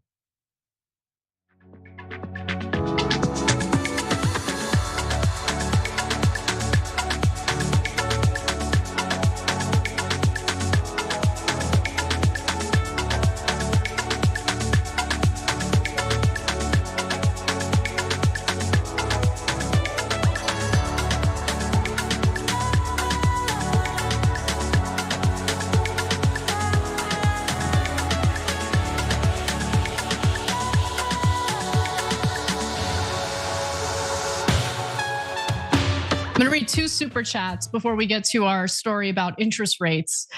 So we have 37 and thriving Pakistani American. Palestine and Lebanon lack Iron Dome defense. So it'll be interesting to watch how Iran's missile situation develops there. And Mark Levin. Yeah, I know. In fact, to your point, and we talked about it a little bit earlier this week when we had Trita Parsi on, Naftali Bennett is very candid about how he does not want Iran to have any defensive capabilities. It's amazing, man. I mean, that's basically letting the world know, no, we have the right to defend ourselves. Of course, we repeat that incessantly. Iran, they can't have the capability or capacity to defend themselves. No, how dare you? It's amazing. All right, there's more. And there's more to his comment. And Mark Levin, neocon windbag, who still gets hundreds in pocket money to shush him like a slave and continue to be loyal. That's all. No, I think Mark Levin is a real believer. I don't think he's getting paid. He is devoted to the Zionist project. Absolutely. Let's go to James Kelly. Laughing my ass off. I just love seeing the Dems taking a break on attacking progressives to do nothing on Hexit. Also, your best host ever, but you're the best host ever, but I have to give Cenk his cookies. Cenk was on Piers Morgan's show today. Oh, just crushing it. So if you haven't seen it already, make sure you watch and send Cenk some love in the comments if you don't mind after the show today. By the way, after the bonus episode for our members today, we will have more fun for you. Brett Ehrlich hosts Happy Half Hour on Wednesdays now. So it's immediately after the bonus episode, starting at 5:30 Pacific, 8:30 Eastern. And it's over at Twitch, twitch.tv/TYT. The show's called Happy Half Hour if you're not familiar with it already. And I promise you, if you're looking for content that isn't like ours, okay? Like just devastating news about war, about the economy. That's not what Brett does. Brett focuses on fun. And we all need fun. We all need to find comedic relief in our lives. And he's really, really funny, really talented. And so definitely check that out. Okay, let's get to the news. Let's talk about interest rates. If you could recall, Donald Trump loathed Jerome Powell, the former head of the Federal Reserve, because he refused to cut interest rates at Trump's behest. Now, Trump has installed a new guy. Kevin Warsh is his name. And Trump specifically chose him because he's under the impression that Warsh will play ball and cut interest rates. That doesn't appear to be the case, though. And it's because the economy has changed rather rapidly over the last several months. We decided to enter a war that led to some inflationary pressures, if you will. But there's definitely more at play. So let's get into it. And keep in mind, everything I'm about to share with you is essentially setting the stage for a massive conflict between the Fed chair and the president of the United States. So, inflation, as we all know, but if you didn't, the Wall Street Journal is reporting, is climbing instead of cooling. It's now running above 3%, something that we've covered on the show extensively. Then there are some, or certain inflationary pressures you should know about. In fact, some of them I myself was unaware of, but it's important to know that the AI, artificial intelligence build out, once expected to tame inflation by lifting productivity, instead looks like a source of it, straining supplies of semiconductor chips, electricity, and the materials to build data centers in a way that smacks of a boom rather than a slump. Now, it's a boom in regard to, I guess, increasing energy prices. But in this case, and by the way, limiting supply of certain things, which means that the price of those certain things shoots up. That's what inflation is. But when I say that I didn't expect this with AI, I wasn't talking about the energy prices. We all know that these data centers have been a big problem and communities have been protesting them because energy prices for those communities rise significantly as soon as a data center is built. I already knew that, but I didn't realize how much the development of artificial intelligence was further limiting the supply of semiconductor chips, which are needed in almost everything. I mean, your car, for instance, your vehicle. If something happens to the electric system of your vehicle, chances are you're going to need to replace a semiconductor chip. And I had that happen to me during COVID when we had a shortage of said chips and my car could not be repaired for 3 months. So anyway, my point is there's a limited supply of chips. It's being used up by those developing AI. And that's causing the cost of everything else to go up. So we also can't forget about the war, of course. The war Trump launched in Iran sent gasoline and commodity prices higher. A deal to reopen the Strait of Hormuz will ease pressures, but slowly. It's not going to happen overnight. And the economy that emerges won't be the one that existed before the war. The case for cuts, meaning cuts on interest rates, has gone with it. So remember, even with the opening of the Strait of Hormuz, it's still very likely that Iran will charge a toll, which they've rebranded as like an environmental protection fee. It's kind of funny. That's going to mean that energy prices are going to be a little higher, even with the Strait of Hormuz open, because those transiting through the Strait of Hormuz have to pay that toll. That ultimately will get passed down to the consumer. So going to war with Iran was a really bad idea and hurt the global economy, hurt the American people. And yet we still have Israel firsters cheerleading for more war anyway. But that's not what the story is about. Let's get back to the rate cuts. Now, rather than cut rates today, which some were hoping for, the Fed actually decided to hold steady. The current benchmark rate between 3.5 and 3.75% will remain in place. So there hasn't been a rate hike, just keeping it steady, okay? Rates, though, are expected to hold through the year based on this quarterly grid of rate projections. So that grid basically takes all these different factors into account, jobs numbers, inflation, supply chain disruptions, everything. And they are able to predict what the rest of the year is going to look like quarterly. And based on that, right now, the prediction by the Federal Reserve is that the current rates will stay. There will not be rate cuts. But here's the thing, guys. There are individuals within the Federal Reserve right now who are saying holding steady is not good enough. We need to have a conversation about raising interest rates. So what's important to understand about the different players or the two different groups within the Federal Reserves is you have what's referred to as the doves and the hawks, kind of like foreign policy, but in this case, we're talking about interest rates. In the case of interest rates, there are doves who are more worried about the job market and are inclined to cut rates to spur job growth. Okay, so the doves are the rate cutters. The hawks are the opposite. So the hawks are the individuals who are worried about inflation, worried that the economy is running hot, and they are inclined to hike rates.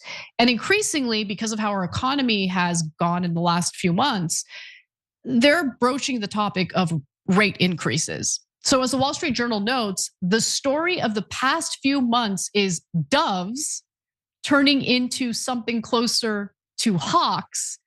And they give the example of Christopher Waller, who happens to be one of the Fed governors. Now, last year, he voted against most of,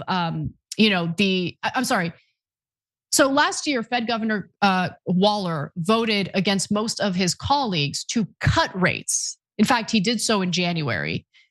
He has now turned around, okay? Things have changed. Now Waller says that recent economic data just turned me the other way, and that the Fed can no longer rule out rate hikes further down the road. So I'm gonna pause just to kind of talk about this in a little more detail. Understand what rate hikes mean. Now, if you are someone looking to apply for a mortgage to buy a home, that means that the cost of your loan is going to be far more expensive. You're going to be paying more interest on that loan.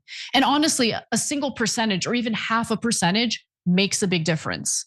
The same is true for those who take out personal loans. You're not going to be able to do that at a super low interest rate because the benchmark is set by the Federal Reserve. So if they hike interest rates, that means the cost of your personal loan will be more expensive. Same with credit cards. Although interest rates on credit cards are out of control anyway. I think they're at like 24, 25%, which is insane.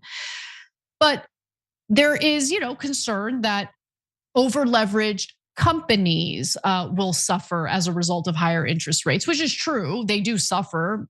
A lot of them are able to withstand it, but it makes it a lot more difficult to run a business when you have a ton of debt and the interest rate tied to that debt is pretty high. So there is worry that this could lead to rate hikes, could lead to a loss in jobs. It could hurt small businesses. They might go under. So there are some downsides to rate hikes. There are also, in my opinion, there are also upsides to rate hikes other than, kind of manipulating the economy at an inflationary period. When you have high interest rates and you are a worrywart like myself, who's constantly planning for the future and you have some money in savings, you can put it in a high yield savings account, although others will argue, no, just put it all in the stock market. The stock market's doing great. It is doing great. I worry about asset bubbles. But anyway, let me continue with what else we know. So as I mentioned, Christopher Waller, who was like gung-ho about cutting interest rates, now is wanting to have conversations about raising interest rates. He says of cutting by September, Waller was blunt, quote, "You can't be serious as a central banker and talk about that." It's a pretty strong statement. But guys, Trump insists on rate cuts. I mean, can you remember the pressure that he put on Jerome Powell to cut interest rates? He wanted to fire Jerome Powell because he was refusing to play ball with Trump's demands. As for the hawks who were against rate cuts last year, they are no longer just resisting cuts, but they're talking openly about hikes. So Cleveland's Beth Hammack just this month said that for now it is reasonable to hold, but if recent trends continue, it may soon be appropriate to act, meaning increase rates. Dallas's Lori Logan went further, quote, "I am increasingly concerned that higher interest rates could be necessary later this year." And there is almost no one left on the committee arguing for a cut, all of which leaves Fed Chair Warsh presiding at his first meeting over the loudest signal in years that the Fed's next move could be to increase interest rates, could be up. I can't wait to see how Trump reacts to that. Who knows? There's a possibility that he's fully aware of how disastrous his policies have been in ramping up inflation. And by the way, the tariffs, that's another example. The tariffs certainly added to the inflationary environment that we're experiencing right now. So you've got the tariffs, you've got the war, you have the development of AI and the construction of these AI data centers. All of these things have played a role. And if Trump is fully aware of it and accepts it, maybe there won't be a big fight. Something tells me, though, there's gonna be a big fight. Trump is not the kind of guy who cares about what does or doesn't make sense. He cares about what benefits him. And he wants low interest rates. So it's very likely that there will be a fight. And I can't wait to see it. I wanna see how it plays out. For now, though, let's take our final break, get that out of the way. And when we come back, we've got some more economic news. I wanna talk about what's transpiring with some of the small businesses in the country. Stick around.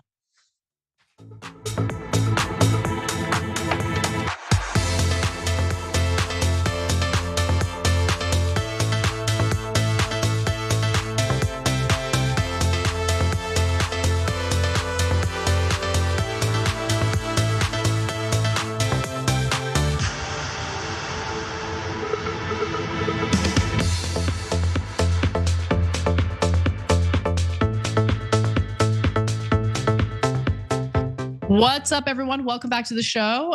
Let's hear from some of our members. Melody loves music. Thank you for gifting a membership. And Miss Frilly Knickers says, all of this garbage that Trump deserves credit, and he's still telling us that Israel needs ballistic missiles. Israel doesn't have ballistic missiles? That's kind of surprising. Look, I don't care. I don't care what Israel needs at all. At all. In fact, it would probably be best for me to never hear about what Israel needs because I'm going to advocate for the opposite of it. Silver Edge says, it's been obvious for a long time that Zionists would rather have money than honor. Land equals money. Well, look, that's actually true because when I think about their border expansion project, my mind immediately wanders to, oh, they need more space for people. But no, that's not what that's about. It's about natural resources. More land means more natural resources. So yeah, you're absolutely right about that. Brahmin 83 says, LOL, I love using the phrase chirpin'. I use the word chirpin'? I don't remember. I gotta tell you guys, like, obviously I'm not on a teleprompter. Sometimes you say things spontaneously and then immediately forget that you said it. Not concepts, but words. So anyway, let's get back to the show.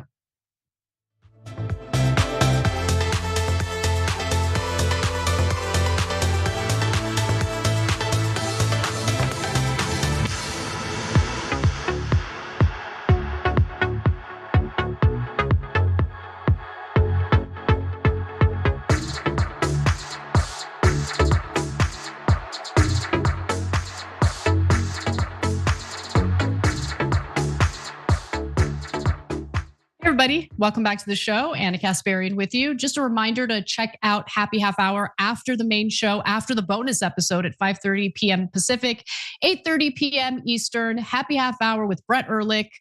Twitch.tv/TYT to watch. Good news and good booze, just to kind of get your headspace in a lighter place after watching my show, which isn't as light as Brett's is. Okay.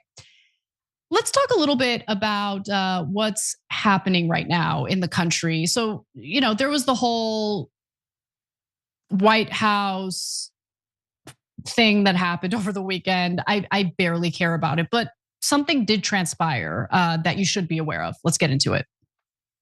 Notice the class warfare language amongst the plotters there that appears in this early stage to point to some type of motive. That just again speaks to the unbelievably charged political rhetoric in the country and this demonization of people by either their politics or their wealth or their success. So that was disturbing. A couple other things I've been warning about, and certainly not just me, but a number of people who've been in the space. Dan Bongino, the former deputy FBI director. If he's so concerned, he could have actually done something about it had he not quit his job as deputy FBI director. But nonetheless, there he was speaking to Fox News and sharing his concern about class warfare in the United States. Now, what triggered his concern? Well, apparently there was something a little scary happening over the weekend. So the notion of class warfare is back in the news after an alleged terror plot that was to be carried out during the White House UFC fight that took place this past weekend. I know people have strong feelings about it. I don't care, other than it does look like bread and circuses to me a little bit, but I digress. According to the feds, 5 individuals plan to attack government officials and wealthy attendees at the event. So I've been reading about this today, and there have been some arrests, including a man from Ohio. His mugshot is available. 5 individuals specifically plan to attack government officials and wealthy attendees at the event. They intended to force evacuations with explosive drones, then shoot targets as they fled. That was allegedly the plot. That was luckily foiled. As for the alleged motive, the filings detail numerous grievances against the government and federal officials, including US support for Israel, the handling of the Jeffrey Epstein files, and data centers.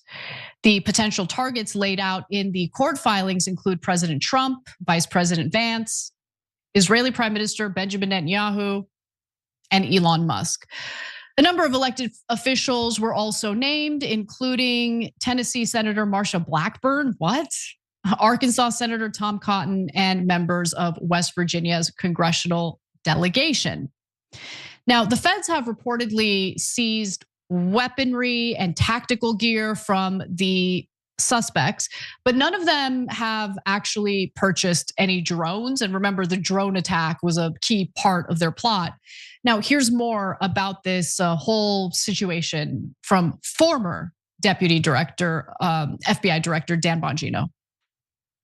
When I was sitting in these briefings in the morning, and you're getting classified briefings about where this threat is going, me and many others saw the writing on the wall a long time ago. This whole rebound in this collectivist guilt movement, that you're somehow guilty because of whatever your success or your religion or your faith. It's grown. We have our own cleanup operation on the right that we've been engaged in for a long time, and I'm proud that the right does that, polices their own.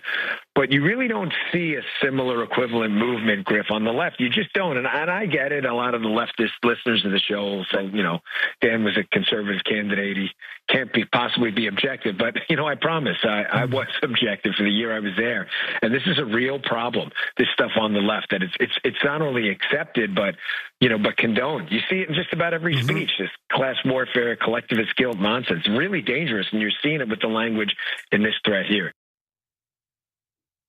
Of course, Dan Bongino uses an alleged terror plot to divide Americans and paint half of the country as dangerous terrorists, because this is the bread and butter for scumbags like Bongino, who purport to care so much about justice related to the Epstein files, but acts like a little bitch once he is in a position of power to actually do something about the Epstein files. So this is not a partisan issue, okay? The notion of ordinary Americans being increasingly agitated and enraged because of the fact that they live under a system that doesn't give a damn about them, doesn't listen to them, regardless of who you vote for, doesn't actually address their concerns. Trump managed to get the popular vote. He managed to get a coalition of voters that included, obviously independents, Black males, Latino vote, people who typically would not vote for Trump. They voted for him because he claimed that he was going to do something about our affordability crisis. He ran on that. People that he appointed to his administration built careers off of discussing the Epstein files, including Dan Bongino. And then Trump and his cronies in his administration proceeded to engage in an obvious cover-up that a lot of Trump voters, by the way, found deeply insulting. So look, I don't think you accomplish anything by trying to carry out terrorist acts or a drone strike during a White House UFC event. I don't think that accomplishes a damn thing, and I condemn it. It's stupid. However, I would like to address members of our government. This is a direct message to them.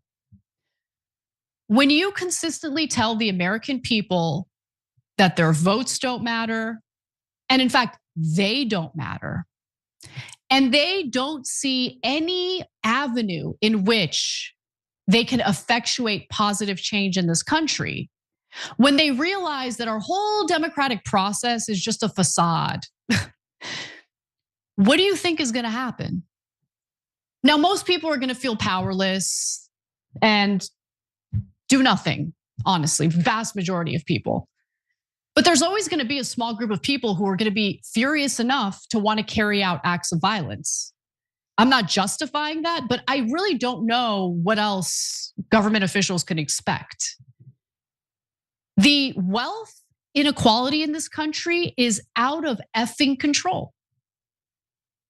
Elon Musk, I don't give a damn about someone's wealth. I do give a damn about someone hoarding wealth at the detriment of everyone else, right? So am I jealous of Elon Musk being a trillionaire? No, have you seen Elon Musk? I don't want that life. It's not about jealousy, okay? It's about the fact that you have the first ever trillionaire. Does he really need $1 trillion? And what is the causal effect of that? What is the causation? Elon Musk being a trillionaire, a handful of people being billionaires, means that you have increasing poverty among workers, among ordinary people.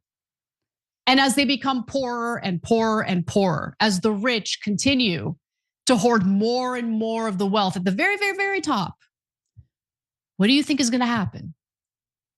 So these people set the stage for unrest. They set the stage for violence. They tell the American people to kick rocks. And then they go ahead and fearmonger about their political opponents as if it's the only Democratic voters' faults or only Republican voters' faults. No, it's your fault. This is not a partisan issue. Ordinary American workers, left and right, have been struggling more and more every passing year since the economic collapse of 2008, when Obama came in, bailed out the banks, and told Americans whose homes were being foreclosed on to kick rocks. I'm explaining why political violence happens. And I'm sure people will be like, oh, I was advocating for violence. I'm not. But I'm explaining the environment that was created to essentially encourage people to be so fed up, so agitated that unfortunately, in some cases, they might think, hey, a solution is to take matters into my own hands and carry out acts of violence. I'd like to prevent that. But the only way you can prevent that is to take care of your damn people. Actually enforce antitrust laws. Actually have regulations in place to ensure that you don't have these robber barons hoarding all the wealth for themselves as everyone else suffers. I mean, what have we been hearing from Silicon Valley, from all these tech demons for the last few years? Oh, we can't wait to get rid of the workers. We can't wait to get rid of we got to replace them with robots. We can't wait. It's going to be so awesome. Freaking Mark Zuckerberg laid off 10% of his global workforce and replaced them with freaking AI. And I'm real happy to see that his AI model is a-lailing. So what are we supposed to do with that? What are we supposed to do with that? When they're telling us we can't wait until you are irrelevant in the workplace. We can't wait to see you destitute. No job, no hope, no future. Maybe we'll give you like $1,000 to please you and make you go away. They're building a dystopian world, and then they're crying when people are agitated about it. If you don't want violence, then maybe don't have such an adversarial relationship with the people of your country. All right, well, let's talk about small businesses because this is exactly what I'm talking about. Small business owners told the New York Times that they're struggling to stay afloat. What a shocker. And that's at least in part thanks to Trump's series of policy blunders, his foibles, if you will. So Bruce, the owner of a home remodeling company in Missouri, says, it has been an incredible challenge for a small mom and pop operation to just simply keep the doors open. Seemingly endless disruptions since the COVID-19 pandemic have taken the enjoyment out of what I do for a living, he said. Like, let me be clear. Americans are super hard workers, like insanely hard workers. There is no leisure culture in America. You go to Europe, and this is not a knock on Europeans.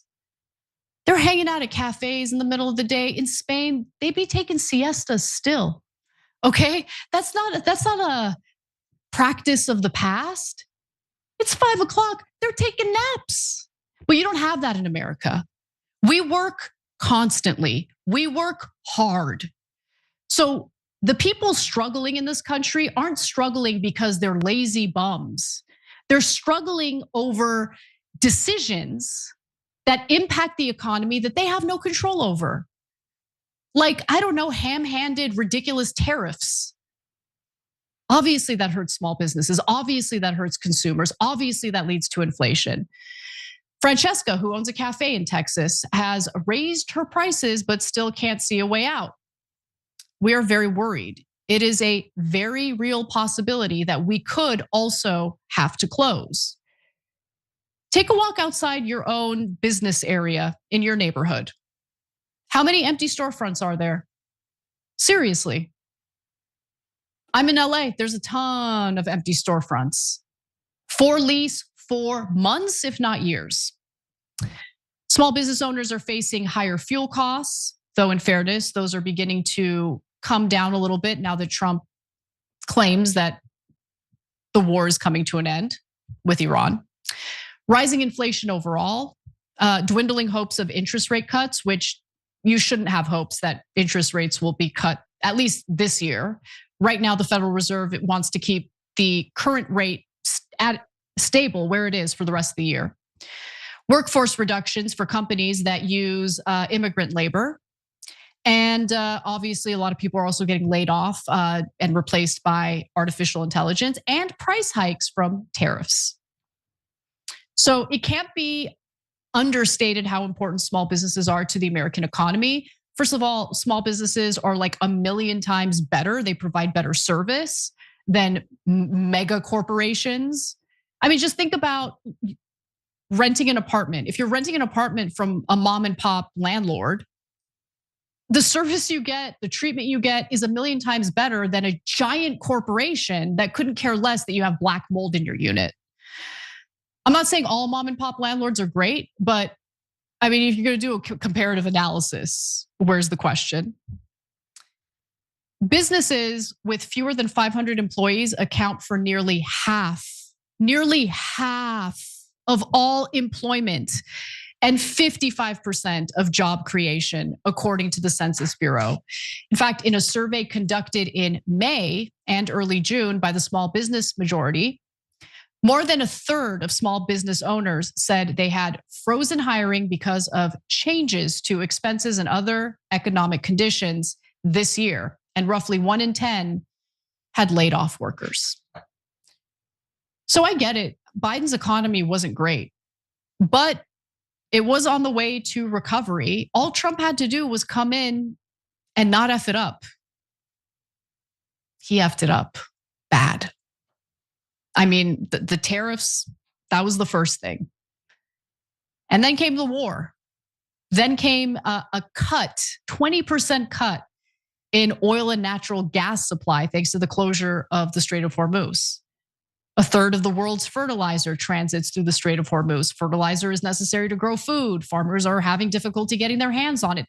These inflationary factors didn't just arise from nowhere. These were decisions made by our president and his administration. And I just really don't see an end in sight. Hopefully the war really does end. Obviously, I'm a little cynical about it because we've been lied to so many times before, but make no mistake, I am crossing my fingers. I really do hope the war ends. And even though the Supreme Court ruled that Trump's tariffs were unconstitutional, he is working so hard to find a loophole to implement them anyway. It's just, guy is addicted to failure. It's amazing. All right, I'm gonna read a few comments and then we'll head on over to our bonus episode for our members. You can become a member by going to tyt.com/join or just hit that join button if you're watching us live on YouTube. Progress for All says, Anna, did you see breaking points today? Ryan put sad piano music over pro-Israel people crying over this deal. It was absolute cinema. I did not see that, but I will look for it after the show today. Thank you for letting me know about it.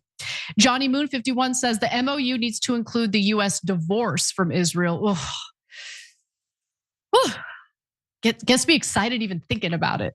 I mean, it doesn't and it won't, but let us whisper of a dream, as Cenk would say back in the day.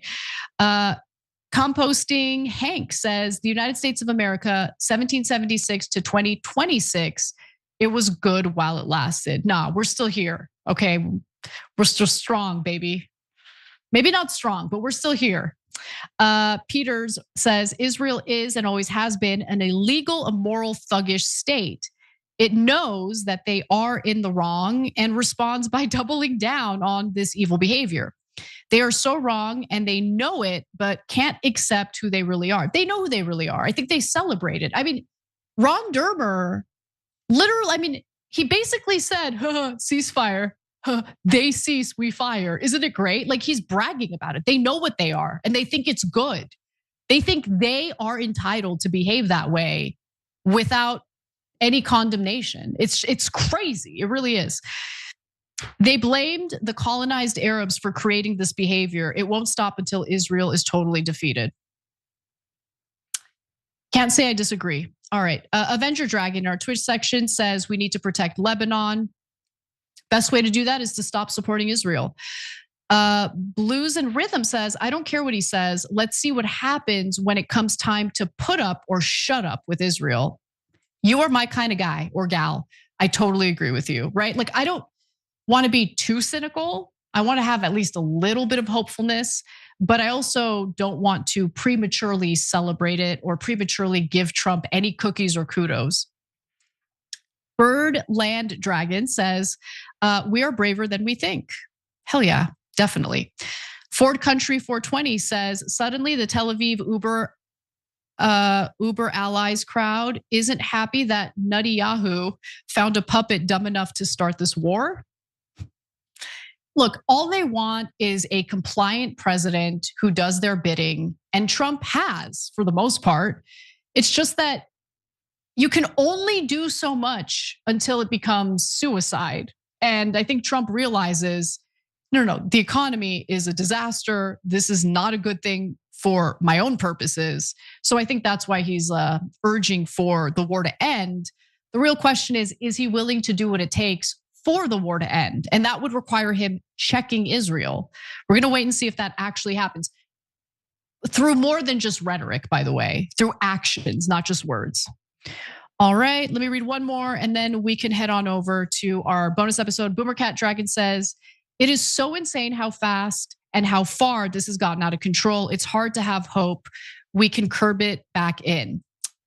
We should have hope. We will have hope. And we're heading over to our bonus episode, tyt.com/join. We'll see you there.